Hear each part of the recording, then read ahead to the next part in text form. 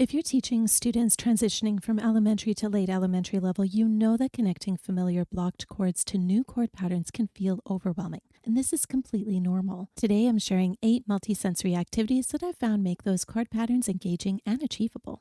At the elementary level, your students typically encounter single-line melodies with blocked chords at phrase endings, or maybe a simple hand-over-hand arpeggio. Something like this.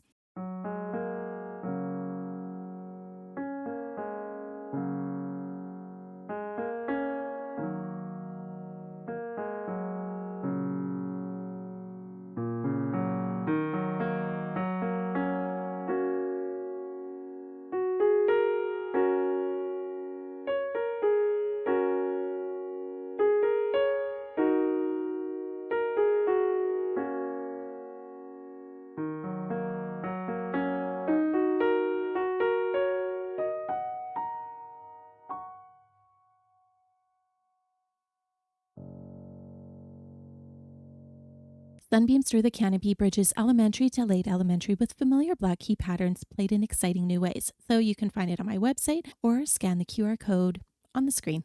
And as your students move into that late elementary repertoire, though, transitioning into different chord patterns becomes quite challenging. And that's where multisensory activities that fit each situation become essential. If you're new here, welcome. I'm Rosemarie. I've been teaching for over 20 years and composing imaginative educational piano music for nearly as long here at Must Love Music. And we're exploring activities that work for the foremost common chord patterns at this transitional level: chord bridges, blocked and broken chords with rhythm, and passing notes within those chords. Plus, I'm including musical examples throughout so you can hear what works best. Starting with hearing activities helps your students internalize these patterns before their hands get involved, which makes the physical playing so much smoother. So for activity 1, play with chord bridges. Now, I love introducing chord bridges early on because they add harmony without the stress of moving all the fingers for full chords. Chord bridges use just 2 notes from the full chord, and like 3-note chords, you can play them either blocked, so together, or broken, one at a time. Here's an example.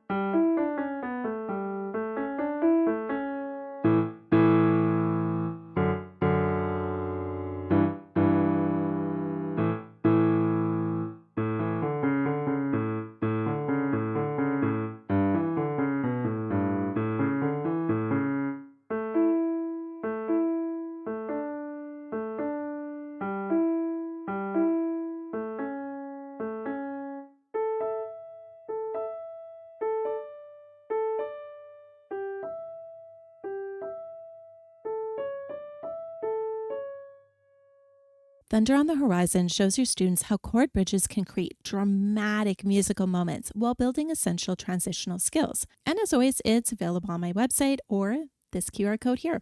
Now, which version did you prefer? Was it the rhythmic broken chord bridges at the beginning, or maybe the blocked chord bridges that build intensity mid-song? Whether your student's piece divides chord bridges this way or not, you can demonstrate both versions to see which they connect with the most. For activity 2, go on a heart note walk. When we're transitioning from elementary to late elementary with our students, it's perfect for introducing new rhythms and styles, and the dotted quarter note rhythms become more common at this point. So you could play a recording of their piece and then walk with your student to the strong beat, so you're working on pulse. This helps them find those heart notes and internalize the steady pulse before they start tackling the complex rhythms. For more inspiration, your students can explore these new chord patterns in my video especially for them, and it's going to be up here.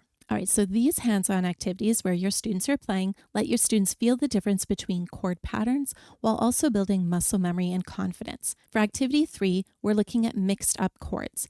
So for students who need both blocked and broken chord practice, blocked chords help them visualize those hand shapes, while broken chords develop the smooth movement between the positions. So just try this quick activity. Have your student play both versions of every chord. So go through the entire chord progression, not switching each chord. If the chord is blocked, have them roll it quickly, almost like it's arpeggiated, and then just hold the remaining duration. This builds that wrist movement needed for broken chords. And if it's broken, play it blocked using the same fingering that it would be if it was broken. Just watch for those hand stretches. At this level, we want small extensions, or we call them expansions in my studio, not large ones. So we're just moving a little bit. Now, for a challenge, you could have them play broken chord notes in a mixed up order. So, for example, rather than playing like bottom, middle, top, maybe you go bottom, top, middle. And you can share this companion video with your students to show them exactly how to do this. For activity 4, it's pass it on chords. Now, sometimes we need to simplify rather than enrich, right? The last one, we enriched what they were doing. Now we're going to simplify. So listen to how this piece moves from passing notes within chords to broken chord variations that you can use with your students.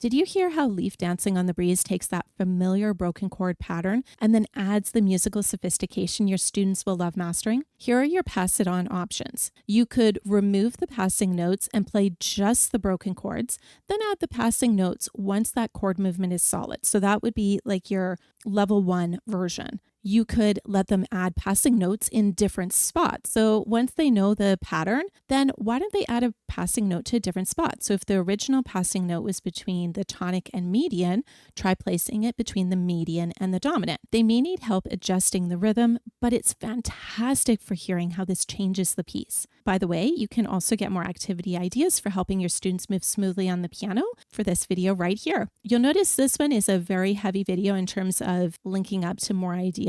This is just a primer, and then you can go there. And if you're finding this video helpful, please like, subscribe, and share with a friend. It helps make it possible for me to continue sharing these ideas. These multisensory chord teaching activities work because they connect practical movement to musical understanding using any piece. My newsletter shares more pedagogically sound strategies just like these, plus ready to implement activities and educationally designed sheet music that students love to play. By the way, you even influence upcoming resources, ensuring you get exactly what your studio needs. So sign up for the best piano email ever. Link is in the description, or you can scan the QR code on screen. Connecting different ways of playing chords to reading them in music helps your students recognize the patterns both orally and visually, and then also just to play with greater musical understanding. So for activity 5, we want to mark the heart notes. We recently did this in my studio. After the heart note walk that I talked about previously, we pulled up their music and annotated heart notes. By the way, did you know that Zoom has a heart stamp perfect for this activity? Oh my goodness, my students absolutely loved it. Some of my students, they hummed, while others, they were subtly moving their arms as they were finding those heart notes and marking them on the screen. When they played the music again, it was much more musical because they had that pulse internalized.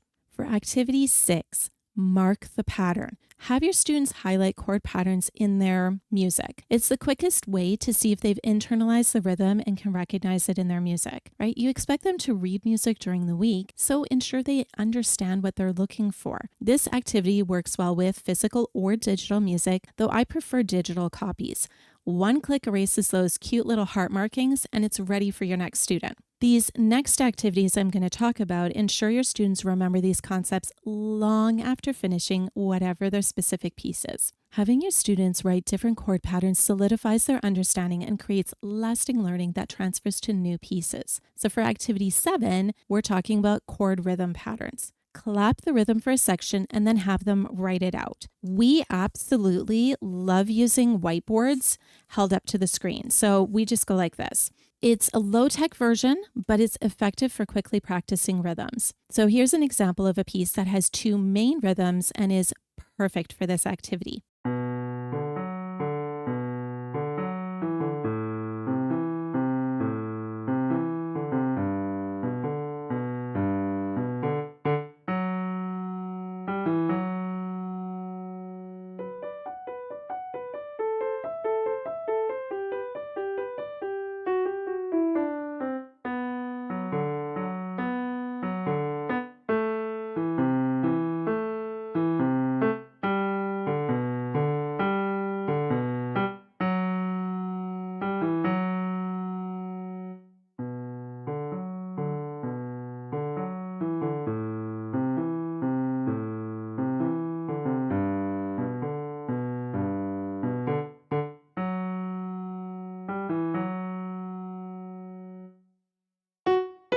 Tangos at Dawn features that dotted quarter note rhythm that's so common at this level and gives a fresh twist on eighth note patterns. For Activity 8, Mini Composing. So whether your students need to master chord bridges, new ways of playing blocked or broken chords, new chord rhythms, or even passing notes within those chords, composing is fantastic for solidifying learning. Pull the chord directly from their music. 4 to 8 bars is perfect. If the chords aren't integrated with the melody, you can just put the chords at the bottom, just like the pattern shows in the music, and have them add melody on top.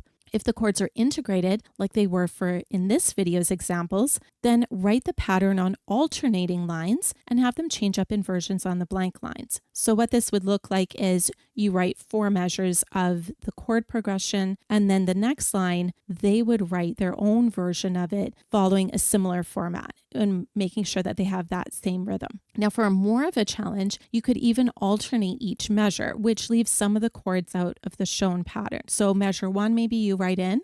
Measure 2, there's just a chord symbol, and they have to write in the chord. Measure 3, you write in. Measure 4, and so on. Just make sure those chord names are above the music, almost like it's a lead sheet, so that your students know what chords to use. By the way, what's your favorite way to help students master new chord patterns? I'd love to hear your creative approaches in the comments below. Activities like these transform how your students approach chord patterns, building skills they'll use into the future. The rhythmic foundations in this dotted quarter notes rhythm video makes today's chord techniques so much more accessible. And next week, we're exploring modes at this level to give your students pieces completely new musical personalities.